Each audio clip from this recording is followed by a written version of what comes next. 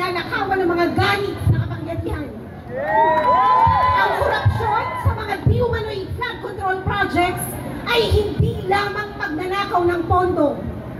Ito ay pagnanakaw ng ating mga silid-aralan, ng ating mga aklatan, ng ating laboratorio, ng mga scholarship, ng ating tindahan, at ng mismong kinabukasan ng ating bayan. Ang mga korap na opisyal ay nagpapasasa sa pondong dapat ay para sa aming bayan. Kaya nararapat lamang ang ating galit. Pero higit sa galit, hinahamon tayo ng panahon na sama-samang manindigan. Managutin ang may sala sa sistematikang korupsyon at panlalambong.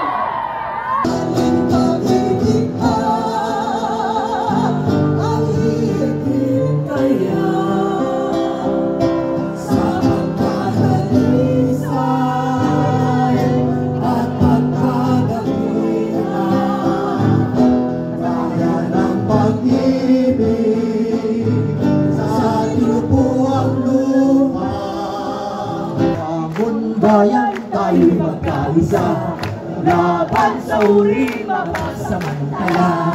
Sulong bayan, pangong bayan, magkapit-bisig tayo tumasa.